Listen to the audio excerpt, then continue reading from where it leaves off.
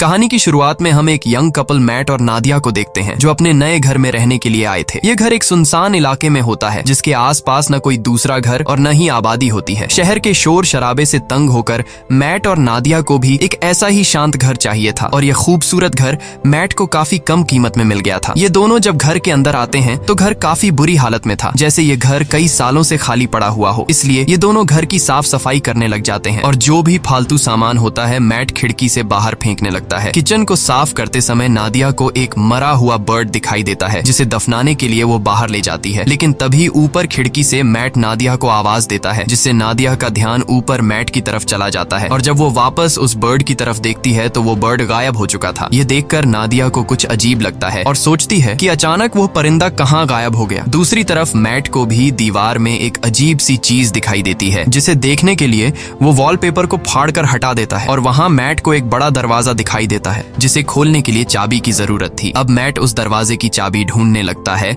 और उसे बाहर फेंकी गई कबाड़ में चाबी मिल जाती है, जिसके बाद वो चाबी को दरवाजे के होल में डालकर दरवाजा खोल देता है। यहाँ नादिया भी पहुंच जाती है। ये दोनों देखते हैं कि अंदर एक काले गहरे अंधेरे वाला कमरा है और जैसे ही ये दोनों उस कमरे के अंदर जाते हैं तभी बाहर की लाइट्स अचानक ब्लिंक करने लग जाती हैं। ये देखकर इन दोनों को कुछ गड़बड़ महसूस होती है और इस प्रॉब्लम को दूर करने के लिए मैट कहता है कि हमें एक इलेक्ट्रिशियन को बुलाना चाहिए। ये कहकर वो वहाँ से चला जाता है और नादिया उस रूम के पास अकेली रह जाती है। नादिया अब सोचती है कि उसे इस रूम में जाना चाहिए या फिर नहीं, लेकिन फिर नादिया को कुछ अजीब सा डर महसूस होता है, इसलिए वो भी मैट के पीछे चली जाती है। इस तरह से रात गुजर जाती है और अगले दिन नादिया एक इलेक्ट्रिशियन को कॉल करती है। कुछ देर बाद लाइट्स ब्लिंक होने की प्रॉब्लम को दूर करने के लिए एक इलेक्ट्रिशियन आता है जो कि घर की लाइट्स को चेक करते हुए नीचे बेसमेंट में पहुंच जाता है और वहां का नजारा देखकर वो हैरान रह जाता है क्योंकि पूरा का पूरा बेसमेंट बिजली के वायर्स से भरा पड़ा था और कोई भी ऐसा कोना नहीं था जहां पर वायर्स ना हो। ये वायर्स काफी पुराने जमाने की लग रही थी और इलेक्ट्रिशियन भी कहता है कि मैंने आज तक इस तरह की चीजें कभी नहीं देखी। खैर, इलेक्ट्रिशियन जैसे तैसे करके घर की लाइट चालू करके जाने लगता है और जाते समय वो मैट से कहता है कि आखिर तुमने यह घर क्यों खरीदा? इस घर के पहले मालिक का मर्डर इसी घर में हुआ था और उस दिन के बाद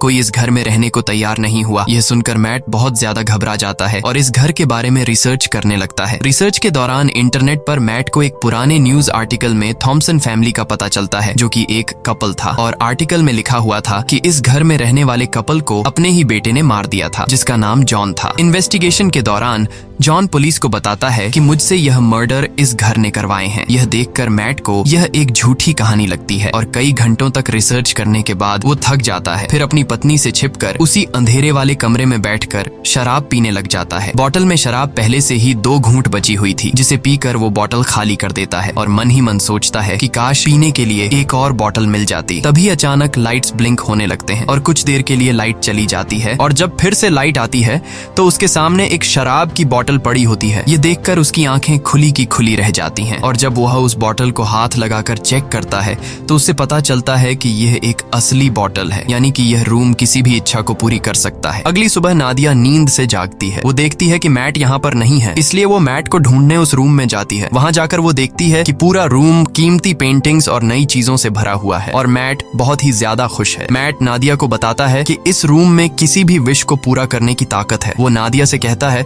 कि तुम्हें जो भी चीज चाहिए बस अपने दिल से मांगो और वो तुम्हारे सामने हाजिर हो जाएगी। ये सुनकर नादिया को मैट की बातें एक मजाक लगती हैं, इसलिए वो मैट पर हंसने लगती है, लेकिन मैट कहता है कि तुम एक बार ट्राई तो करो। तब नादिया कहती है अच्छा ठीक है, मुझे इस वक्त जॉब की जरूरत है तो मैं वो मांग लेती हूँ। तब मैट उसे समझाता है कि ये रूम जॉब नहीं दे सकता, तुम इससे कोई चीज मांगो। जिसके बाद नादिया आंखें बंद करके $1000 की विश करती है और पलक झपकते ही उनके पास $1000 आ जाते हैं। लेकिन अब भी नादिया को पूरी तरह से यकीन नहीं होता, इसलिए वो दोबारा $1 मिलियन की विश करती है और पहले की तरह इस बार भी उन्हें $1 मिलियन मिल जाते हैं। अब नादिया को भी यकीन हो जाता है कि यह रूम कोई नॉर्मल रूम नहीं बल्कि हर एक ख्वाहिश को पूरा करने वाला रूम है। और बस फिर क्या, ये लोग उस रूम से एक के बाद एक महंगी चीज मांगते हैं और वो चीज उनके सामने हाजिर हो जाती है। ये लोग महंगी wines, expensive clothes, diamond, gold, खाने पीने की चीजें और ढेर सारे पैसे इकट्ठा कर लेते हैं। ये दोनों रातों रात मिलियनेयर बन जाते हैं और खुशी खुशी उनकी जिंदगी गुजरने लगती है। रात को नादिया मैट से पूछती है कि आखिर ये रूम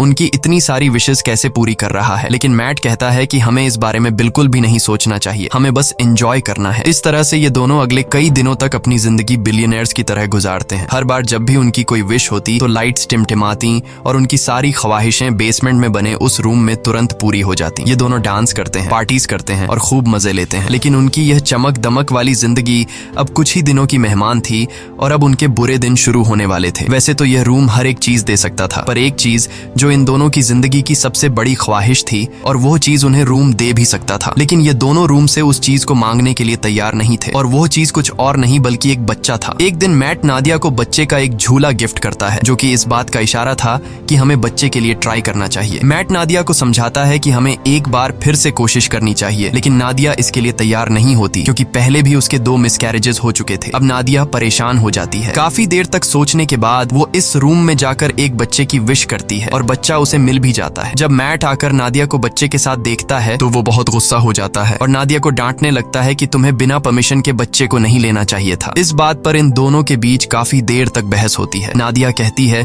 कि उसने यह शॉर्टकट इसलिए अपनाया ताकि मिसकैरेज या लेबर पेन की तकलीफें उसे न झेलनी पड़े। वो कहती है कि हम दोनों इस बच्चे के साथ बहुत खुश रहेंगे, पर मैट इस बच्चे को एक्सेप्ट करने के लिए तैयार नहीं था और वो नादिया से कहता है कि तुम उस रूम में जाकर रूम से इस बच्चे को वापस लेने की विश करो। अब नादिया न चाहते हुए भी उस रूम में आती है और बच्चे को गायब करने की कोशिश करती है, पर वो ऐसा नहीं कर पाती, इसलिए वो बच्चे को मैट के हवाले कर देती है। अब गोद में बच्चे को लेकर मैट भी इमोशनल हो जाता है और वो भी उस बच्चे को गायब करने की विश नहीं कर पाता और बच्चे को वापस नादिया की गोद में डाल देता है। अब यह दोनों फैसला कर लेते हैं कि इस बच्चे को पालेंगे और इस तरह से ये दोनों एक बच्चे के पेरेंट्स भी बन जाते हैं। अब बच्चे को लेकर नादिया तो काफी खुश थी, पर मैट को इस बच्चे से बिल्कुल भी लगाव नहीं था और मैट इस रूम के बारे में और जानकारी हासिल करना चाहता था, इसलिए वो फिर से रिसर्च करने लग जाता है और उससे पता चलता है कि वो लड़का जिसने इस घर के ओनर यानी अपने माँ बाप को मार दिया था वो अभी भी जिंदा है और एक मेंटल हॉस्पिटल में जिंदगी बिता रहा है। यह जानने के बाद मैट अपने विश के जरिए मांगे गए पैसों के ढेर से कुछ पैसे अपनी पॉकेट में रखता है और जॉन से मिलने के लिए निकल पड़ता है। हॉस्पिटल पहुंचने के बाद नर्स मैट से पूछती है, क्या तुम एक रिपोर्टर हो? क्योंकि पिछले 45 सालों से जॉन के लिए कोई भी परिवार का बंदा नहीं आया। ये सुनकर मैट झूठ बोल देता है कि मैं भी एक रिपोर्टर हूँ। कुछ देर बाद जॉन आता है। जॉन बूढ़ा हो चुका था और जॉन पीछे वाले टेबल पर बैठकर मैट से कहता है, मुझे तुम्हारा ही इंतजार था। ये सुनकर मैट को कुछ अजीब लगता है और वो डायरेक्ट जॉन से पूछता है कि तुम इस रूम के बारे में क्या जानते हो और तुमने अपने मॉम डैड को क्यों मारा? तब जॉन कहता है कि मैंने अपने पेरेंट्स को नहीं मारा बल्कि उस रूम ने मुझसे यह करवाया। इसके बाद जॉन मुस्कुराते हुए कहता है, मुझे पता है कि तुम अभी मजे कर रहे हो, खूब खाना पीना, महंगे कपड़े और एंजॉय, लेकिन जल्द ही इसकी कीमत तुम्हें चुकानी पड़ेगी। और जॉन मैट से कहता है, जितनी जल्दी हो सके इस घर को छोड़ दो। मैट को जॉन की दिमागी हालत ठीक नहीं लगती, इसलिए वो उसे वहीं पर छोड़कर घर लौटने लगता है। रास्ते में वो पेट्रोल पंप पर गाड़ी में पेट्रोल डालने के लिए गाड़ी खड़ी करता है। पेट्रोल डलवाने के बाद जब मैट एम्प्लॉई को पैसे देने के लिए जेब में हाथ डालता है तो उसके हाथ में पैसों की जगह राख निकलती है। यह देखकर वो परेशान हो जाता है और दूसरी जेब से एम्प्लॉई को पैसे पकड़ाकर सीधे घर पहुंचता है और सोचने लगता है कि जाते हुए उसने ढेर सारे पैसे अपनी जेब में डाले थे, फिर अचानक वो पैसे कहाँ गायब हो गए। अब इस बात को कंफर्म करने के लिए उसने रूम से विश के जरिए जो पैसे मांगे थे वो उन पैसों को उठाकर बाहर खिड़की से फेंक देता है और देखते ही देखते वो पैसे अचानक गायब हो जाते हैं। इसके बाद मैट विश के जरिए मांगी गई एक पेंटिंग को उठाकर उसका आधा हिस्सा घर के अंदर रखता है और आधा बाहर। कुछ ही देर बाद जो हिस्सा घर से बाहर था वो राख में बदल जाता है और बाकी का हिस्सा वैसा का वैसा ही रहता है। यह देखकर मैट समझ जाता है कि वो लोग इस रूम से मिली किसी भी चीज को घर के बाहर नहीं ले जा सकते, नहीं तो वो सारी चीजें राख में बदल जाएंगी। मैट अब रूम की दीवार को तोड़ने लगता है ताकि उसे पता चल सके कि आखिर इस रूम में क्या छिपा है, पर दीवारों के अंदर उलझी हुई वायर्स के अलावा और कुछ भी नहीं था। हर जगह बस वायर्स ही वायर्स थीं। दीवारों को तोड़ने के शोर से नादिया भी वहाँ पर पहुँच जाती है। नादिया बच्चे को गोद में लिए बाहर की तरफ जाने लगती है, पर मैट उसे बाहर जाने से रोक लेता है और कहता है कि बच्चे को बाहर ले जाना सेफ नहीं है। वो उसे असली वजह नहीं बता पाता, मगर खुद उसे पता चल चुका था कि जो कुछ भी उस कमरे से विश के जरिए मांगा गया है उसे यहाँ से बाहर निकालने पर वो खत्म हो जाएगा। लेकिन मैट के मना करने के बावजूद भी नादिया बच्चे को बाहर ले जाती है। बाहर ले जाते ही बच्चा जोर जोर से रोना शुरू कर देता है और उसका कलर बदलने लगता है। यह देखकर नादिया भी चिल्लाने लगती है। नादिया की आवाज सुनकर मैट दौड़कर उसके पास जाता जाता है और दोनों को उठाकर घर के अंदर ले आता है। और अब हम देखते हैं कि वो छोटा बच्चा अब छोटा बच्चा नहीं रहा, बल्कि वो कुछ ही सेकंड में 8 साल का लड़का बन चुका था। यहाँ मैट नादिया को सारी सच्चाई बता देता है कि वो रूम हमारी हर विश को पूरी कर सकता है, पर हम उसकी दी हुई चीजों को घर से बाहर नहीं निकाल सकते, वरना वो चीजें पुरानी होकर राख में बदल जाएंगी। ये सुनकर नादिया को बहुत दुख होता है और अब ये दोनों डिसाइड करते हैं कि इस बच्चे को घर में ही रखेंगे, कभी भी बाहर जाने नहीं देंगे, नहीं तो वो मारा जाएगा। इस तरह से दिन गुजरते हैं। नादिया बच्चे को घर के अंदर ही सब चीजें सिखाती है। वो उसे अपना बेटा मानती है और इस बच्चे का नाम रखती है शेन। शेन बाकी बच्चों से काफी अलग था। वो किसी की भी बात नहीं मानता और न ही उस पर किसी बात का असर पड़ता। उसकी हरकतें बिल्कुल भी बच्चों जैसी नहीं थी। खाने के दौरान वो बर्फ खाया करता था, लेकिन इन सब हरकतों के बावजूद भी नादिया शेन से बहुत ज्यादा प्यार करती थी। नादिया शेन को समझाती है कि वो घर के बाहर नहीं जा सकता, क्योंकि बाहर खतरनाक लोग हैं जो उसे मार देंगे। ये सुनकर शेन बहुत मायूस हो जाता है और घर के अंदर कभी खिड़की तो कभी दरवाजे से बाहर की दुनिया देखता है। नादिया जब भी घर से बाहर निकलती या फिर घर के अंदर आती, तब वो दरवाजे में ताला लगा दिया करती ताकि शेन घर से बाहर ना निकल सके। एक दिन जब शेन घर में स्नो ग्लोब से खेल रहा था, तभी वहाँ पर मैट आता है। अब क्योंकि मैट को शेन से बिल्कुल भी लगाव नहीं था, इसलिए वो शेन को डांटता है कि तुम्हें यहाँ पर नहीं खेलना चाहिए। डर के मारे शेन के हाथ से स्नो ग्लोब नीचे गिरकर टूट जाता है। शेन को मैट के इस बर्ताव से बहुत दुख होता है। रात को शेन उन दोनों के कमरे के पास जाकर चुपके से नादिया और मैट की बातें सुनने लगता है। वो दोनों उस रूम के बारे में बातें करते हैं। यह सुनकर शेन को शक होने लगता है कि जरूर उस रूम में कुछ ऐसा है जिससे मैं अनजान हूँ। वो सोचता है कि पता नहीं यह दोनों मुझे क्यों घर से बाहर नहीं जाने देते और उस रूम से दूर रहने को कहते हैं। इसलिए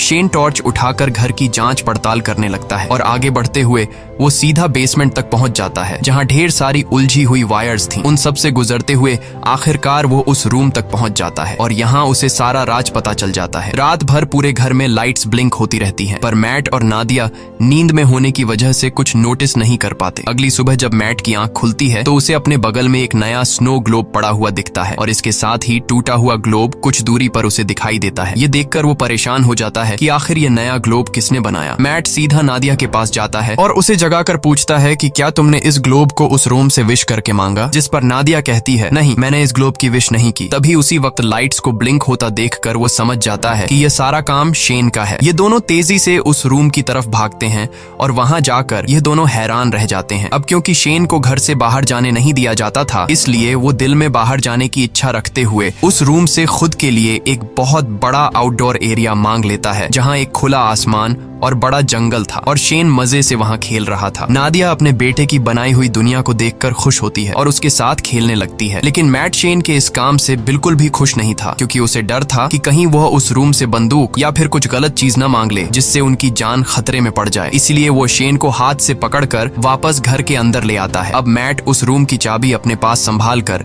शेन को उस रूम में जाने से मना करता है, लेकिन नादिया मैट को ऐसा करने से रोकती है। वो कहती है कि हम पहले ही शेन को घर से बाहर जाने नहीं देते। अब बेचारे ने खुद के लिए एक अलग आउटडोर बना लिया है, इसलिए हमें उसे वहां जाने से नहीं रोकना चाहिए और वहां उसकी जान को भी खतरा नहीं है। पर मैट नादिया की बात नहीं सुनता और कहता है कि शेन अभी ना समझ है, मुझे डर है कि कहीं वो गलती से उस रूम से कुछ ऐसी चीज न मांग ले जिससे हम दोनों खतरे में पड़ जाएं। तभी फोन की घंटी बजती है और परमिशन न होने के बावजूद शेन फोन उठा लेता है, लेकिन जल्दी ही मैट उससे फोन छीनकर खुद बात करने लगता है। दूसरी तरफ कॉल पर जॉन था, जिसने शेन की आवाज सुनकर समझ लिया कि मैट ने उस रूम से एक बच्चा मांग लिया है। अब मैट भी उससे कोई बात नहीं छिपाता और कहता है कि हम इस बच्चे से अपनी जान कैसे छुड़ाएं। इधर किचन में रखे दूसरे फोन से नादिया इन दोनों की सारी बातें चुपके से सुनने लगती हैं। जॉन उसे अपनी सच्चाई बताता है कि मैं भी उस रूम से विश के जरिए मांगा गया हूँ। वो बताता है, मैंने अपने पेरेंट्स को इसलिए मारा क्योंकि मुझे भी बाहर की दुनिया देखनी थी, लेकिन जब मैं घर से बाहर निकलता तो मेरी उम्र बढ़ने लगती और जब मैंने रूम से पूछा तो उसने मुझे बताया कि अगर तुम्हें इस घर से बाहर निकलना है तो तुम्हें उस इंसान को मारना होगा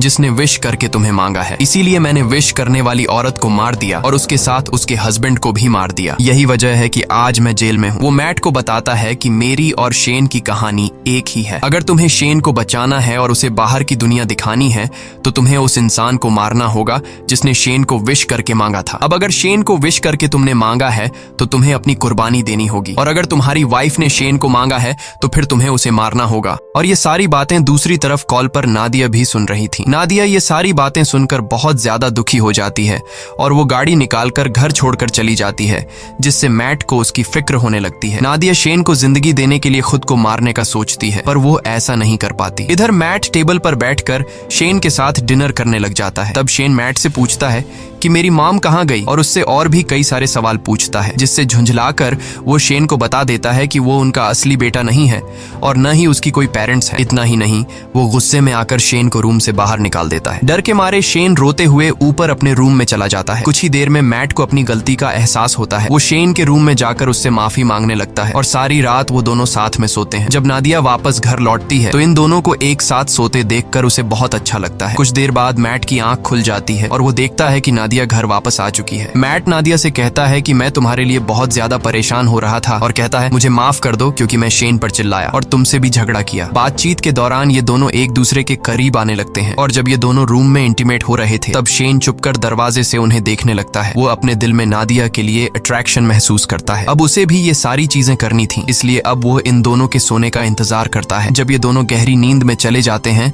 तब शेन चुपके से आकर मैट की पॉकेट से घर के बाहर जाने की चाबी चुरा लेता है। अगले दिन सुबह मैट और नादिया फ्रंट डोर को खुला देखकर समझ जाते हैं कि शेन घर से बाहर निकल गया है, इसलिए उन्हें डर था कि कहीं वो मर न गया हो। लेकिन तभी घर के एक अलग हिस्से में शेन को देखकर दोनों हैरान हो जाते हैं, क्योंकि शेन अब जवान और ताकतवर हो चुका था। वो अपने पेरेंट्स की तरफ गन पॉइंट करके उन्हें धमकाता है। तब नादिया उसे समझाने की कोशिश करती है। इसी बीच मैट शेन पर हमला कर देता है और दोनों में फाइट होने लगती है। लेकिन उनकी फाइट के दौरान नादिया को धक्का लगता है, जिससे वह नीचे गिरकर बेहोश हो जाती है। कुछ देर बाद मैट उसे जगाते हुए बताता है कि शेन को गलती से गोली लगने की वजह से वो मर गया। ये सुनकर नादिया रोने लगती है। मैट उसे तसल्ली देकर वापस घर में ले आता है और यहाँ आता है कहानी में सबसे बड़ा ट्विस्ट, क्योंकि अभी जो मैट नादिया को उठाकर घर लेकर गया वो असल में मैट नहीं बल्कि शेन है। इधर दूसरे रूम में जहाँ उनकी फाइट हुई थी, असली मैट होश में आ जाता है और पूरे घर में अपनी वाइफ की तलाश करता है। तभी लाइट्स को फिर से टिमटिमाते देखकर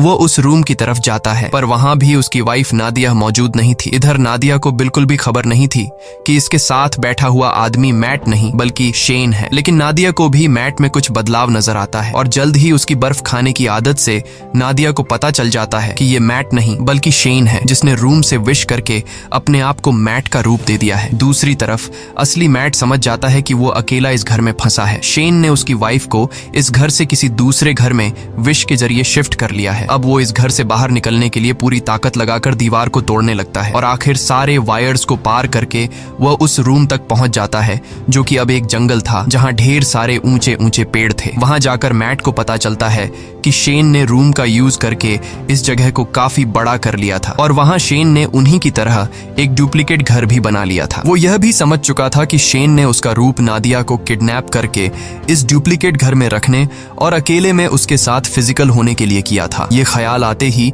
अपनी बीवी को वापस पाने के लिए मैट उस जंगल में दौड़ते हुए फाइनली उस डुप्लीकेट घर के अंदर पहुंच जाता है, जहां शेन नादिया के साथ जबरदस्ती करने की कोशिश कर रहा होता है। मैट को अंदर आते देखकर शेन फिर से लड़ाई के लिए तैयार हो जाता है। अब यहाँ नादिया भी पहचान नहीं पाती कि असली मैट कौन सा है, क्योंकि वो दोनों बिल्कुल सेम टू सेम थे। और यहाँ ये दोनों नादिया से कहते हैं कि मेरे साथ चलो। अब नादिया समझदारी से काम लेते हुए शेन का नाम लेती है, जिसे सुनते ही शेन उसकी तरफ देख लेता है और नादिया को समझ आ जाता है कि यह शेन है, जिसके बाद वो शेन को धक्का देकर नीचे गिरा देती है। जमीन पर गिरते ही वो अपने असली रूप में आ जाता है। उधर मैट और नादिया रूम से बाहर निकलने की कोशिश करते हैं पर निकल नहीं पाते, क्योंकि शेन ने रूम से उनके इसी घर में फंसे रहने की विश मांगी हुई थी। लाख कोशिशों के बाद भी जब वो लोग घर से नहीं निकल पाते तो मैट रुक जाता है और वहां से निकलने का कोई तरीका सोचने लगता है। यहाँ मैट होशियारी से एक ऐसी विश करता है कि हम दोनों का नया रूप इस घर के अंदर ही रहे और हमारा असली रूप इस घर से बाहर चला जाए। तभी अचानक वहां पर शेन भी आ जाता है